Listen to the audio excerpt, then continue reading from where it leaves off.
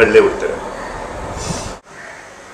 அந்த பேரை நினச்சிட்டாலே அவரை நினச்சிட்டாலே மனசு அப்படி சந்துஷ்டி ஆகிடும். அது அப்பேற்பட்ட ஒரு சங்கீத தேவதனுடைய ஒரு அனுகிரகமும் அவள் பெற்றோர்களுடைய ஒரு பெரிய ஆசீர்வாதம் இருந்தால் ஒழிய இதெல்லாம் நடக்கிற காரியம் இல்லை.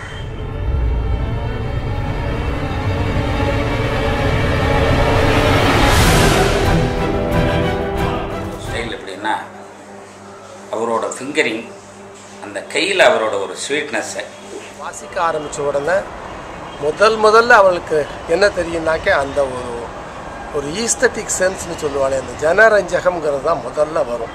மனசை கொள்கிற மாதிரி ஒரு சங்கீதம் அவர் கொடுப்பது.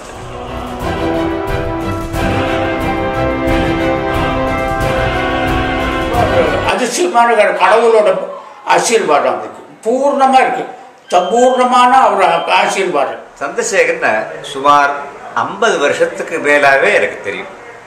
சொல்கிறேன்னா இப்போ சந்திரசேகரனுங்கிறவ இப்போ வயலில் திருமூர்த்திகளில் ஒருத்தர்.